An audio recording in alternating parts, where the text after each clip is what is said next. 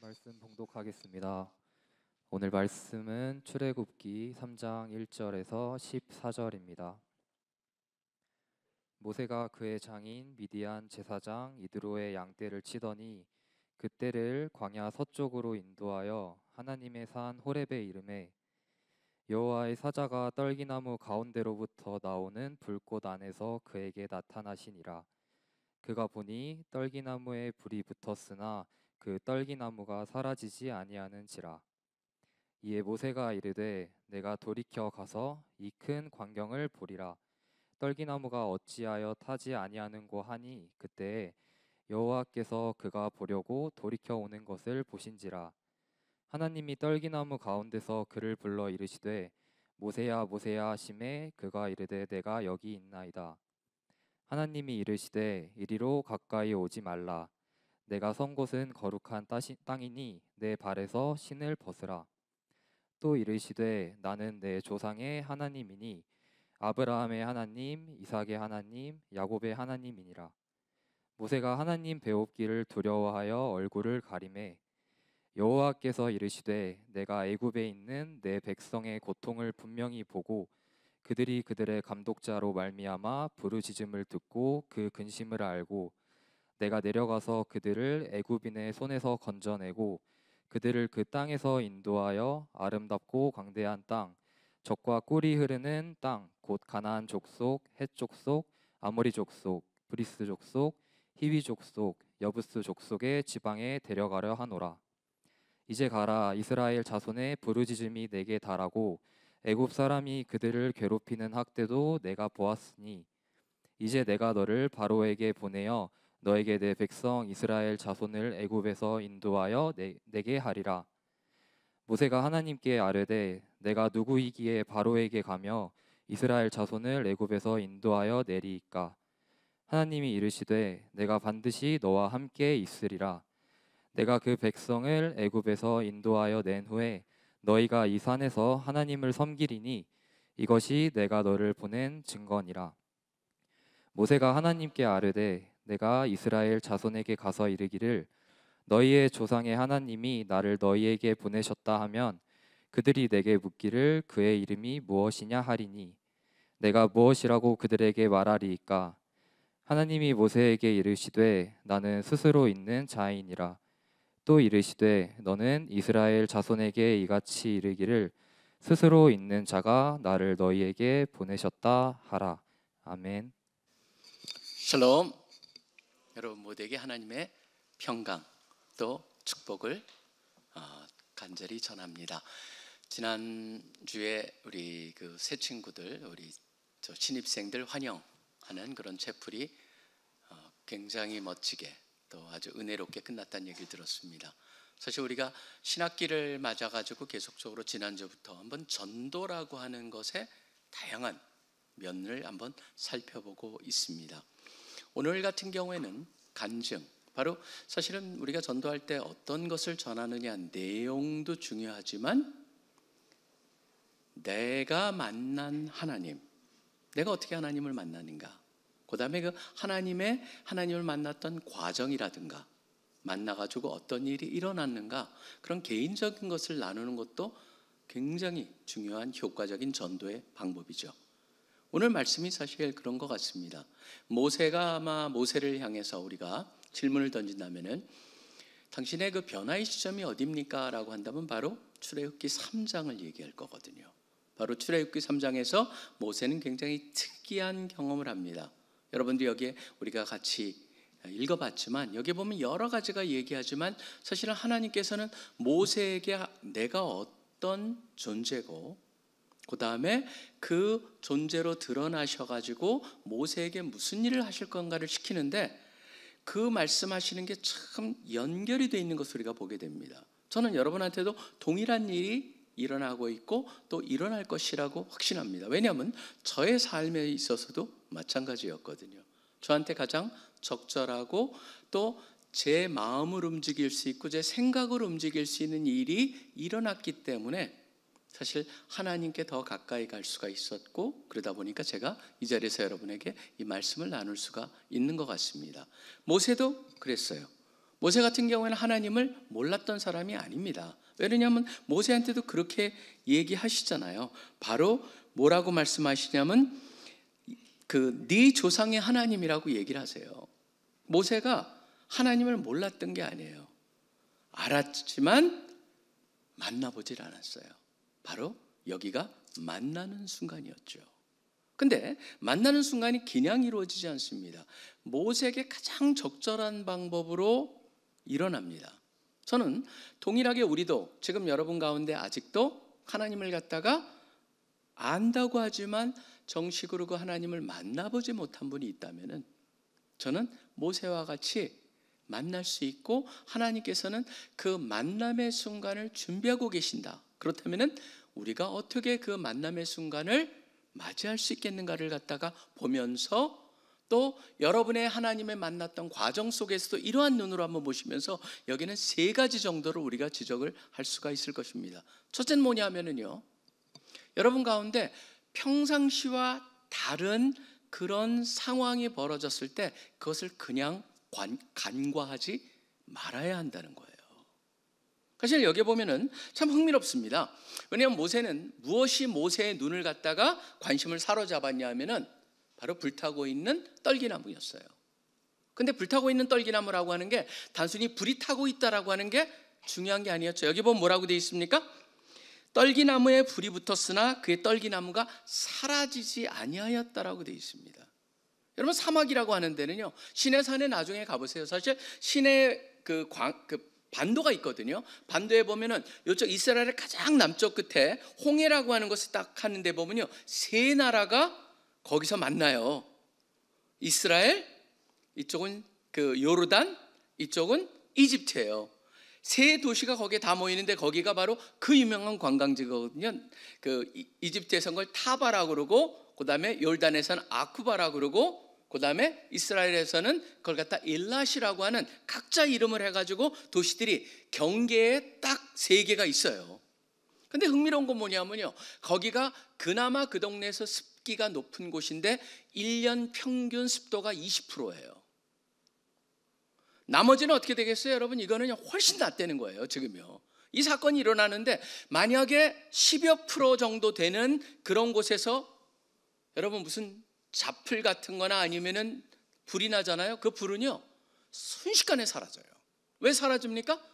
사실은 번개라든가 그런 걸 통해 가지고 가끔 가다가 사막에서 불이 나는데 그거는 순식간에 거의 수분이 없는 상태에서 불이 붙으면 어떻게 됩니까? 거의 터지는 식으로 해가지고 없어져 버리거든요. 근데 모세는 처음 광경을 본 거예요. 어떤 광경을 봤냐면은 떨기나무에 불이 붙었는데 떨기나무가 사라지질 않는 거예요. 그게 바로 모세로 하여금 거기에 관심을 갖게 되는데, 저는 이걸 보면서 특이한 표현이 나옵니다.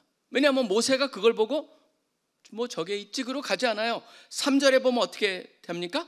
이 큰 광경을 보리라 라고 돼 있고, 그 다음에 4절에 보면은 그가 보려고 돌이켰다라고 하는 말이에요. 모세가 그것을 향해서 가고 있고 관심을 가졌다는 게 2번씩이나 반복이 돼 있어요. 강조점이 돼 있다는 거죠. 저는 여기서 이걸 갖다 우리가 그냥 간과할 수가 없다라고 생각을 합니다. 사실은요, 사람들이 변화를 갖다 하는 게 그냥 무슨 새로운 데이터가 오면 거기에 맞춰 사람들이 변하지 않습니다. 그걸 갖다 연구한 사람이 누굽니까? 바로 그 유명한 토마스 쿤이라고 하는 사람입니다. 토마스 쿤이라는 사람이 과학의 발전, 그러니까 과학의 역사, 그래서 과학의 혁명이라고 하는 그 사이언티픽 레볼루션의 역사를 갖다가 연구해가지고 쓴 책이 바로 1960년대 나온 뭡니까? 바로 과학혁명의 역사라고 하는 책에서 유명한 단어가 만들어진 게 뭐예요? 패러다임 시프트라고 하는 단어를 그 사람이 처음으로 씁니다. 왜 패러다임 시프트냐고 하면 그게 바로 인간이에요. 인간은 새로운 경험을 하게 되면요, 새로운 경험에 따라서 그 데이터를 가지고 과학이 발전하지 않습니다. 과학이라고 하는 거는 패러다임이 있어요. 뭐냐면 그걸 갖다가 사람들은 해석의 틀이라고 합니다. 그래서 영어로 하면 interpretative grid라고 하는데 그걸 가지고 해석을 하는 거예요. 해석을 하는데 데이터가 굉장히 많이 들어옵니다. 데이터가 들어오면요, 대부분 사람들이 뭘 하는 줄 아세요? 그 데이터를 자기가 갖고 있는 해석의 틀에 맞지 않는 거는 버립니다. 해석에 맞는 것만 끌어들여요. 처음에는 그게 작동을 합니다. 근데 어떤 일이 일어나요? 더욱더 많은 데이터가 들어오면서 맨 처음에는 아웃라이어라고 하죠. 바깥에 있는 거. 그런 것들을 갖다 버렸는데 어느 순간이 되면은 그게 너무나 많아서 더 이상 버릴 수가 없는 상황이 되는 거예요. 그럼 그때서야 내가 가지고 있는 해석의 틀이 뭐가 잘못되어 있구나라고 하는 생각을 가지고 그때 가지고 있었던 해석의 틀, 그걸 갖다가 이 사람이 패러다임이라는 단어를 써가지고 그게 다른 패러다임으로 바뀐다 그래서 패러다임 시프트라는 단어를 쓴 거예요. 근데 모든 변화가요, 그렇기 때문에 서서히 이렇게 일어나질 않습니다. 모든 변화는 계단식으로 일어난다 라고 하는 걸 갖다가 주장한 게 바로 토마스 쿤이라고 하는 사람의 패러다임 시프트였습니다. 좀 여러분 이 사회를 보세요. 인간이라고 하는 건 지금도 똑같은 것 같아요. 제가 보기에는요. 지금 그걸 갖다가 심리학자들은 뭐라고 얘기합니까? 확증 편향이라고 얘기합니다. 그래서 사실은 세상이 극단화돼 가지고 지금 무슨 증거가 나오던 간에 있죠. 그걸 믿는 사람들은 절대 반대 증거가 나와도 절대 변하지 않습니다. 지금 우리나라가 그렇게 돼 있습니다. 양쪽이 30, 40으로 딱 나눠져 중간에 그 중도가 있는 거예요. 중도가 어느 쪽에다가 힘을 실어주냐에 따라서 세상이 왔다 갔다 하는 그런 세상을 살고 있어요. 그렇기 때문에 사실은요, 과거 같은 경우에는 이 세상을 보면서 학자들이 4개의 단어로 얘기를 했습니다. 그걸 갖다 VUCA, 그래서 VUCA라고 얘기했어요. 그게 1980년대에 만들어진 말입니다. VUCA 월드에 살고 있다 우리가. VUCA가 바로 영어적으로 여러분이 딱 머릿속에 집어넣기가 좋은데요. 첫 번째 V는 volatile, 휘발성이라는 거예요. 세상이 너무나 어떻게 될지 모른다. U, uncertain, 불확실하다. 그 다음에 C는 complex, 굉장히 복잡하다. 그래서 A는, VUCA의 A는 바로 뭐냐? ambiguous하다, 애매하다라는 게 모든 게. 그렇기 때문에 그 가운데 우리가 어떻게 살아야 되는 얘기를 했는데 이제는 바뀌었어요. 코로나를 지나면서 지금 미국에 일어나는 이 정치와 이 우리나라도 마찬가지입니다. 극단적으로 흐르는 이걸 보면서 요새 나온 게 바로 BANI라고 하는 새로운 개념으로 반이 세상을 살고 있다. BANI. 여러분이 나중에 한번 찾아보시고 그 유튜브에서 혹시 영어를 들으실 수 있는 분은 영어로 한번 들어보시면 참 좋아요. 그 반이라고 하는 것이 굉장히 지금 많이 전 세계적으로 유튜브에 많이 소개가 되어 있습니다. 반이의 첫 번째가 바로 우리의 지금 현실을 잘 보여주고 있어요. 뭡니까? B가 브리틀하다, 쉽게 깨져버리는 세상을 살고 있다는 거예요. 극단적입니다. 그렇기 때문에 여기서 정부가 뭐 하나 잘못하잖아요. 완전히 반대쪽으로 해서 뒤집어 엎어질 수가 있어요. 지금 프랑스 연금 개혁 때문에 여러분 어떤 일이 일어나고 있습니까? 프랑스에.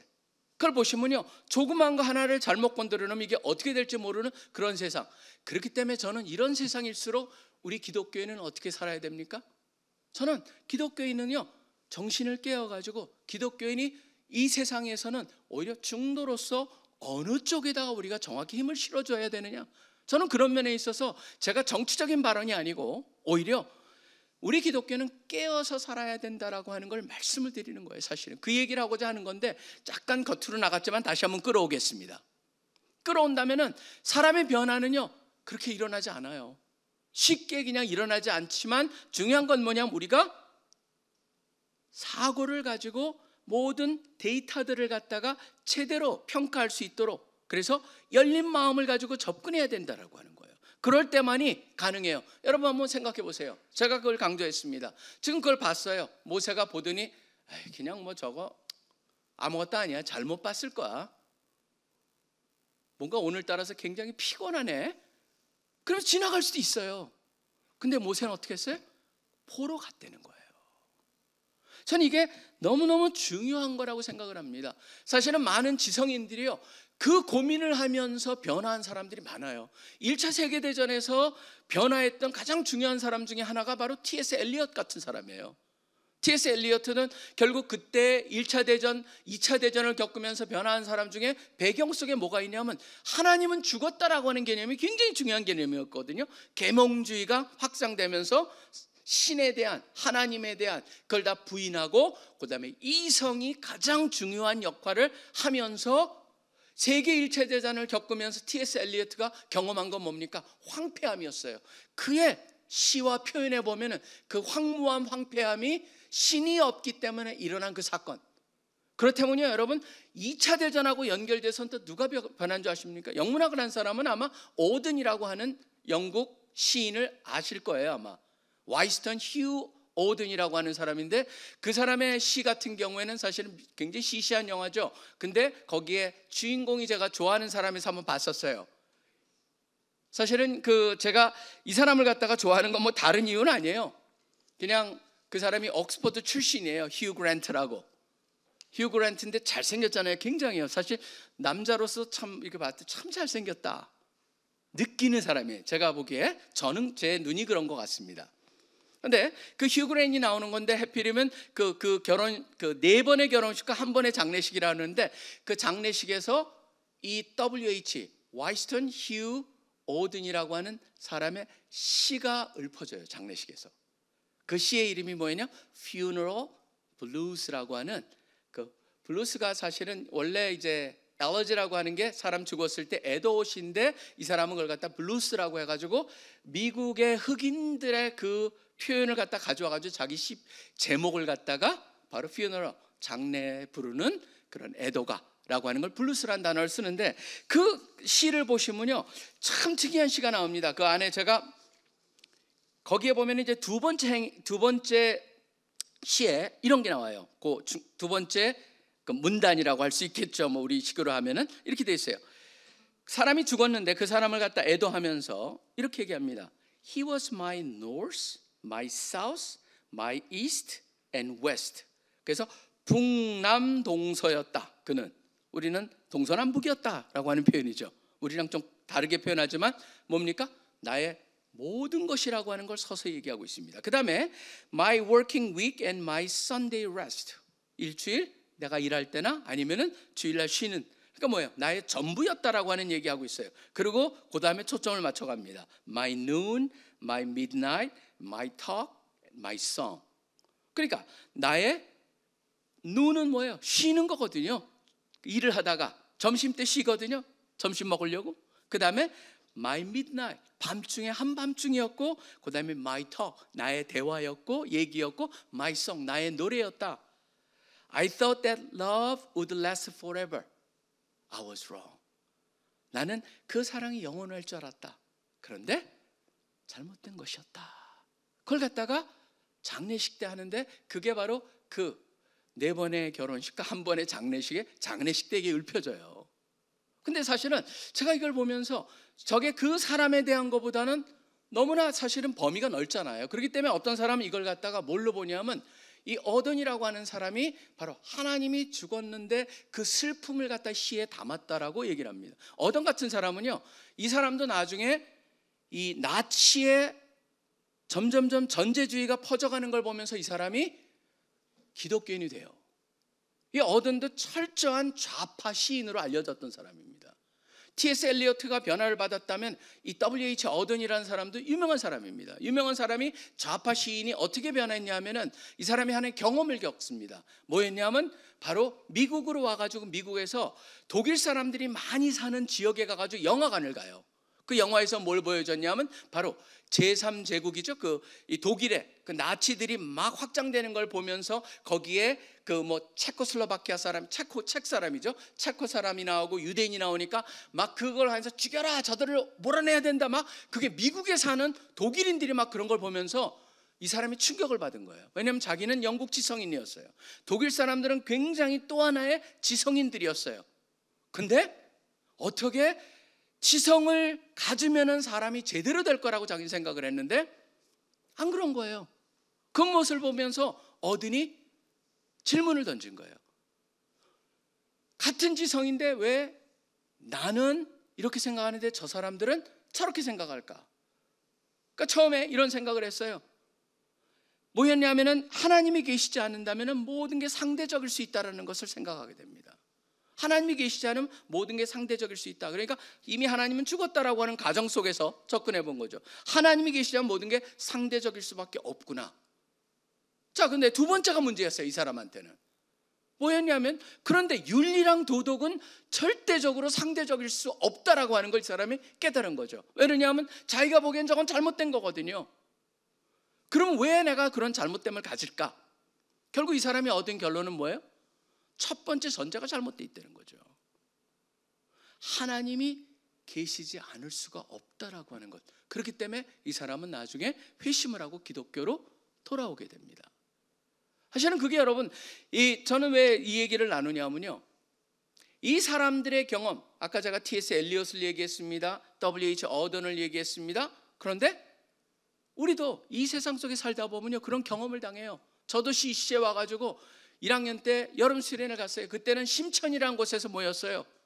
저도 그냥 친구들이 좋았고 사람들이 좋았고 제가 맞는 모임들이 좋아서 갔던 거예요. 여름 수련회 가자고 그러니까, 여름에 놀러 간다니까 좋아서 갔죠.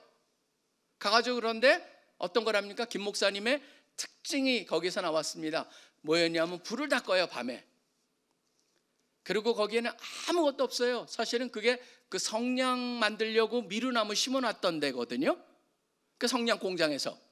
그곳에서 우리가 하는데, 거기에 보면은 이제 옆에 금강이 흐르죠. 그것이 이제 그 일종의 뭐냐면 그냥 삼각주예요. 커다란.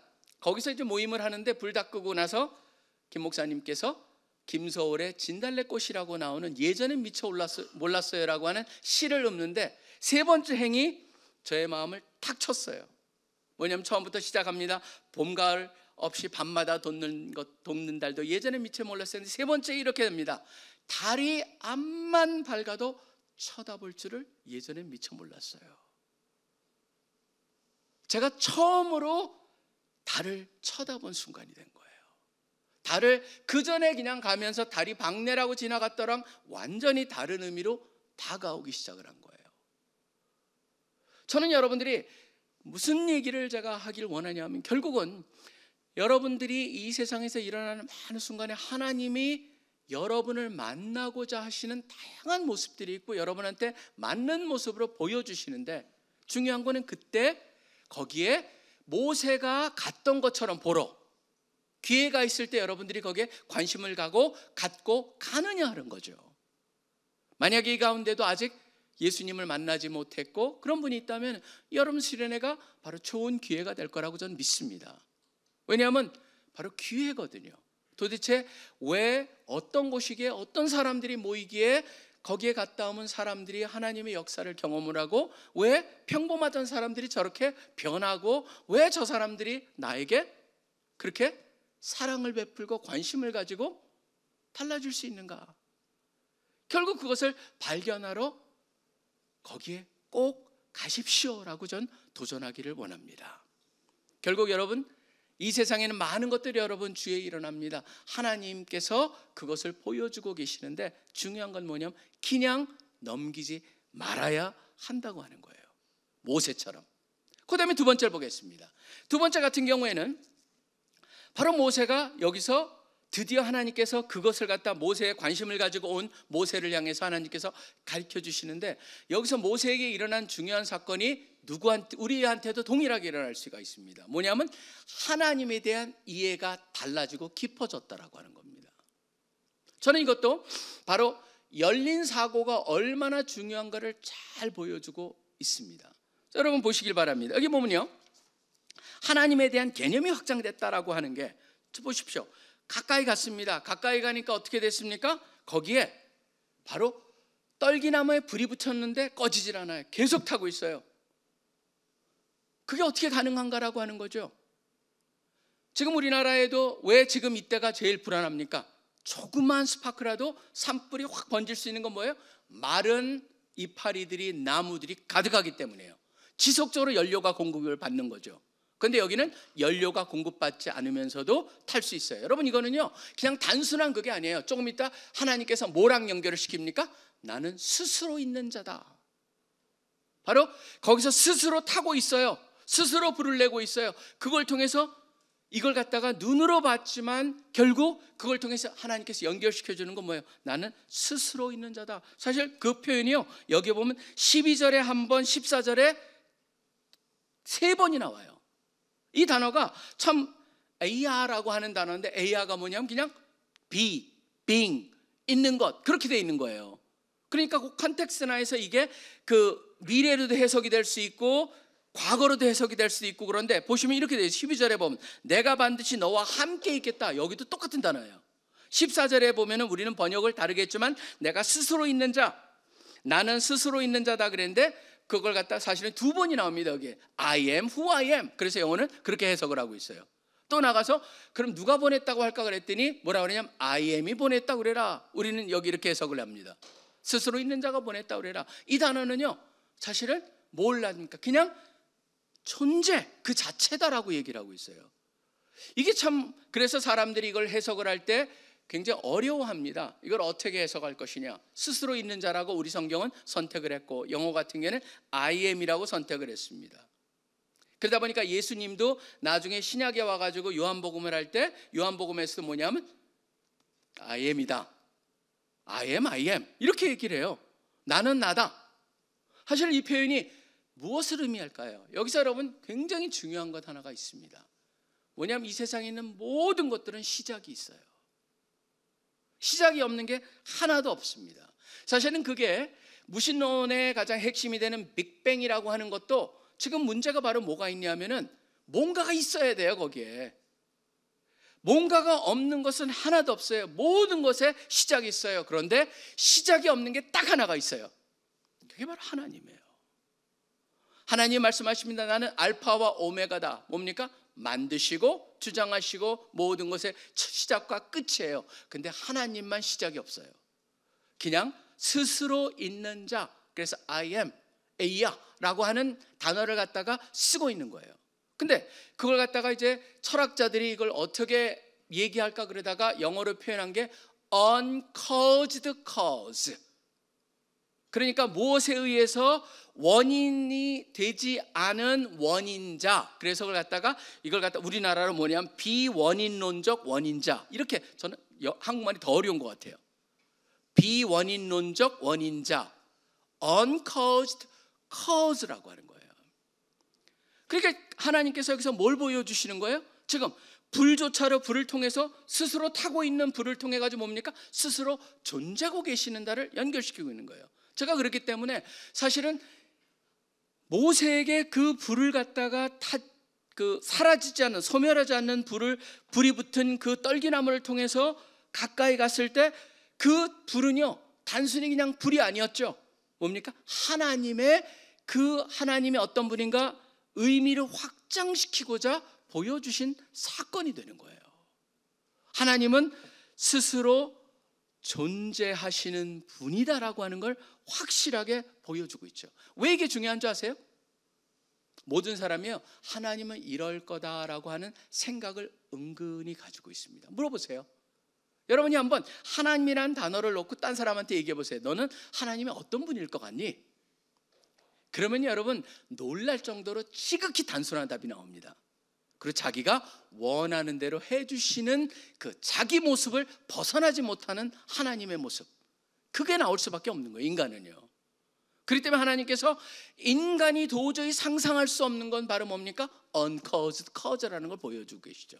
스스로 존재하는 존재다. 그걸 갖다가 가르쳐주고 계세요. 근데 사실 그것만 보여주신 게 아니에요. 그것도 그냥 다른 모습으로 보여줄 수 있었지만 또 뭘로 보여주십니까? 그게 불이라고 하는 걸로 보여주세요.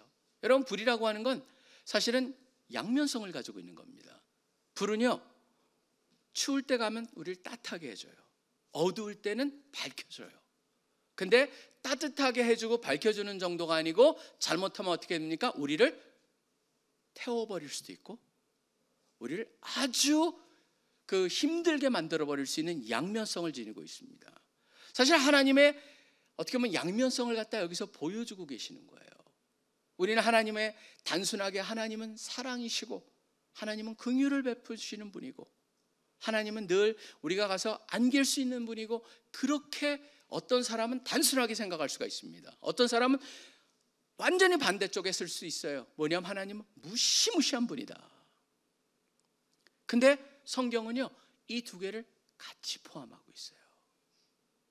전 이게 바로 이것을 갖다가 우리가 깨닫는 것, 바로 우리의 사고라고 하는 것이 단순하게 하나님을 보는 것에서 벗어나가지고 하나님에 대한 제대를 이해를 하기 위해서는 성경에서는 이런 모습의 하나님, 저런 모습의 하나님 맞구나. 이 총체적인, 그러니까 우리는 그러니까 소위 말한 3D, 3차원, 4차원 시간까지 더해봤자 우리가 4차원까지 얘기한다면 하나님은 물리학자들이 13차원이다 최소한 얘기를 하거든요. 우주를 보게 되면 그래요. 여러분 보시면은 블랙홀이라는 것 자체가 우리가 생각하는 걸로 상상이 되질 않아요. 거기에 모든 물질이 빨려 들어가는데도 과연 어디로 갔느냐? 우리는 알 길이 없어요. 그런 에너지와 물질과 에너지의 그 복잡함, 물리학자들이 상상하는 그런 것들이, 여러분 보시면 그런 걸 보면서 물리학자들이 하나님은 최소한 13차원이다. 그러니까 우리가 너무 하나님을 단순하게 접근하고 있지 않는가라고 하는 것을 보게 됩니다. 그 하나님의 앞에 갔을 때 여러분 뭡니까? 그런 하나님이 여러분 앞에 여러분을 대면하고 나타났을 때 거기서 나오는 당연한 반응은 뭐겠어요? 전 두려움이라고 생각해요. 어제 굉장히 유명한 한 분이 돌아가셨죠. 고든 무어라고 하는 분이 돌아가셨습니다. 고든 무어 같은 경우에는 바로 인텔의 공동 창업자죠. 그러니까 그분이 거기서 인텔에서 돈을 벌어가지고 미국에 있는 칼텍이라는 대학에도 거의 8천억 원, 그 당 20년 전에 8천억 원을 기부했던 사람이에요. 근데 그 사람 같은 경우에 이 가운데 여러분 앉아 계시는 분 중에 컴퓨터 사이언스를 갖다 하는 분이, 컴퓨터 공학을 하는 분이 그분을 만났다. 그분 느꼈을 때 어떨 것 같아요? 여기 피아노 전공을 하는 사람이 혹시라도 그 피아노의 대가라고 하는 사람들을 여러분이 만났을 때, 뭐 누군지 모르겠어요. 어떤 사람이 될지, 조성진 같은 사람이 될지, 그런 사람 만났을 때 느끼는 느낌, 바이올린을 갖다 멋지게 치는 사람이 정경화 같은 사람을 만났을 때 느끼는 느낌, 우리가 인간적으로 봤을 때도요, 그런 사람 앞에 갔을 때, 저도 제가 가서 영국 지난번에 그 옥스퍼드에 가가지고도 제가 존경하는 한 분을 만났는데 가슴이 막 뛰더라고요. 그분의 책을 갖다가 쫙 읽었는데 드디어 그분이 내 앞에서 나한테 악수하면서 인사를 한다. 그럴 때 느끼는 그 막 마음이 참 희한한 느낌이었는데, 여러분 하나님을 만났을 때는 어떤 느낌이겠어요? 그렇기 때문에 이사야서 6장을 보시면요, 이사야 선지자가 하나님을 만났을 때 뭐라고 얘기를 합니까? 나는 망했다라고 얘기해요. 그리고 그 전에 한 번도 느끼지 못했는데 내 입술이 부정하다. 한 번도 그 전에 느끼지 못했지만 하나님 앞에 가니까 자기의 더러움이 보이기 시작하는 거죠. 그렇기 때문에 베드로 같은 경우에도 밤새도록 고기 한 마리 못 잡았지만 예수님께서 깊은 곳에 그물을 던지라고 했을 때 고기를 잔뜩 잡잖아요. 베드로의 반응이 뭐였습니까? 고맙습니다가 아니었어요. 주여 저를 떠나소서, 나는 죄인이소서이다. 사실은 이것이 여러분 흥미로운 게 바로 뭐냐면요, 저는 제가 요나산 에드워드가 쓴 거기에 글에 보면 이런 게 나와요. 사람들로 하여금 어떤 하나님은 좋겠냐라고 해서 하나님을 그려보라고 그렸을 때 절대 나오지 않는 한 가지가 있다. 그게 뭔지 아세요? 거룩한 하나님이에요. 왜 하나님이 거룩함이라는 게 우리가 안 떠온 줄 아세요? 우리가 첫째로 거룩하지 못하고 거룩한 하나님을 그리는 순간 자신이 얼마나 더러운가를 느껴지기 때문에, 결국 그 거룩함이라고 하는 것이 결코 인간들이 용납하기가 힘든 것. 왜냐하면 자신의 철저한 대조가 되어버리거든요. 그러니까 여러분들이 보시면은 지금 모세가 하나님을 만나가지고, 모세라고 하는 리더가 하나님을 만나서 하나님에 대한 개념이 확장되고 거기에 담겨진 의미를 깨달을 때만이, 우리도 마찬가지입니다. 바로 그러한 경험을 통해서, 경험을 향해서 나아갔을 때 여러분의 마음이 뭐예요?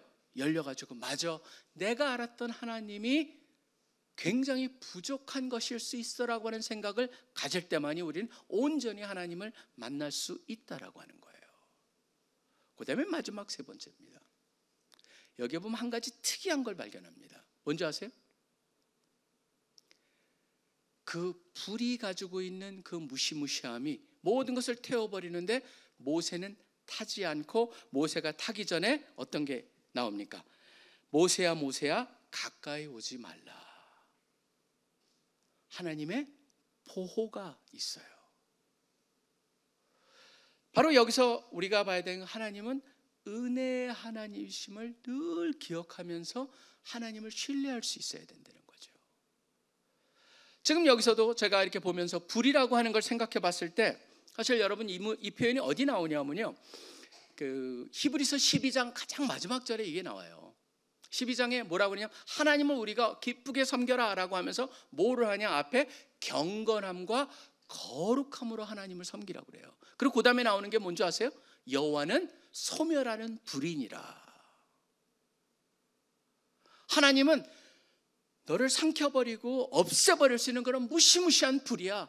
그렇기 때문에 경건함과 거룩함으로 하나님을 기쁘게 섬겨라고 하는 게 바로 히브리서예요. 근데 히브리서는 여러분 그걸로 끝나질 않습니다. 히브리서 전체가 바로 뭡니까? 그럼에도 불구하고 거기에 한 분이 계시기 때문에 우리는 나갈 수 있다. 그래서 13장에 들어오자마자 나오는 게 뭐예요? 거기에 뭐 예수를 얘기하면서 예수 그리스도는 어제나 오늘이나 내일이나 영원히 동일하시다는 얘기를 하죠. 그 무슨 얘기입니까? 결국은 우리를 갖다 삼켜버릴 수 있는 하나님, 그렇지만 우리가 봐야 될 거는 거기에 예수 그리스도가 계시기 때문에 우리는 그 삼킴을 당하지 않는다라고 하는 것이죠. 사실은 우리는 너무나 익숙한 게 있습니다. 이걸 갖다가 사람들이 컨슈머 캐피탈리즘이라고 얘기합니다. 소비자 자본주의. 뭐냐면 우리가 선택할 수 있다라고 하는 착각 속에 살아요. 세상의 모든 것을 선택하다 보니까 심지어 하나님까지도 우리가 선택할 수 있다. 만약 우리 마음에 드는 하나님이라면요, 그건 진짜 하나님이 아닐 거예요. 왜냐하면 결국 우리라고 하는 바운다리를 벗어날 수가 없거든요. 결국 하나님이 가르쳐 주시는 하나님을 우리가 만나기 위해서는 결국 우리가 이럴 것이다라고 한 하나님을 내려놓고 그 하나님이 말씀하신 하나님을 만나야 되는데 거기에 핵심 두려움과 함께 뭐가 있어요? 은혜라고 하는 이 두 가지가 어떻게 공존할 수 있느냐? 그것의 피크가 바로 뭐였습니까? 십자가였어요. 바로 의와 사랑이 온전히 공존할 수 있는 것.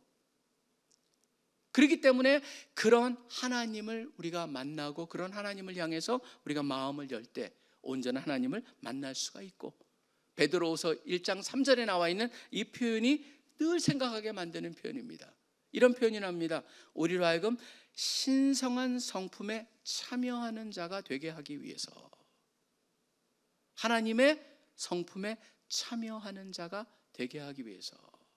그리고 또 에베소 2장에 보면은 우리가 계속적으로 벽돌과 같이 우리 하나하나를 비유적으로 말하면서 우리가 함께 성전이 만들어지고 있다라고 하는 그런 표현이 나옵니다.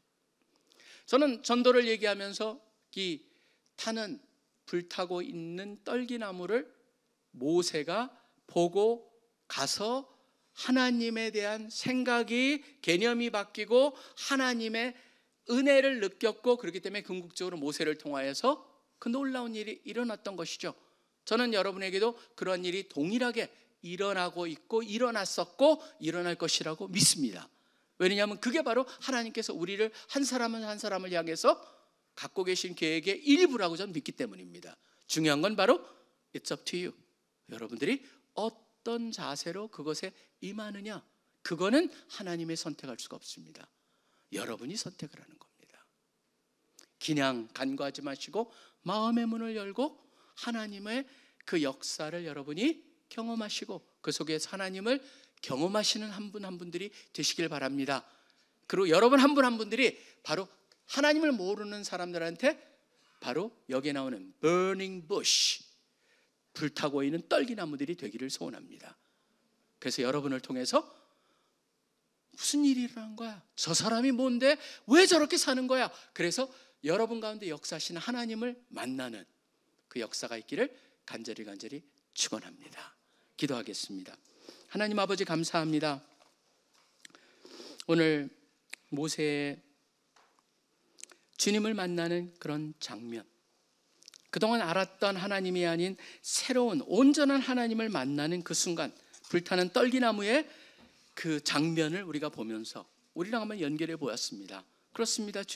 주님께서 우리 한 사람 한 사람을 향해서 놀라운 계획을 가지고 계시고 각자의 가장 걸맞은 방법으로 부르시고 계시고 또 키우시고 계시고 또 사용하실 것을 기대합니다.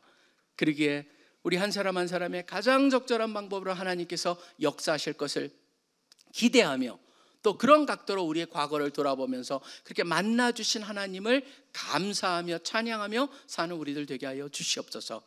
또 그것을 통해서, 그 만남을 통해서 온전히 우리가 이해하고 있는 하나님에 대한 사고와 개념들이 확장되고 넓어질 수 있게 하여 주시고, 더 나아가서 그 속에 담겨있는 가장 중요한 단어인 은혜라고 하는 그 개념을 우리 것으로 받아들이고 순간순간 삶 속에서 경험하며 사는 우리 모두 되게 하여 주시옵소서. 감사합니다. 주님을 찬양합니다. 모든 것 살아계서 역사하고 계시는 예수 그리스도 이름으로 간절히 기도합니다.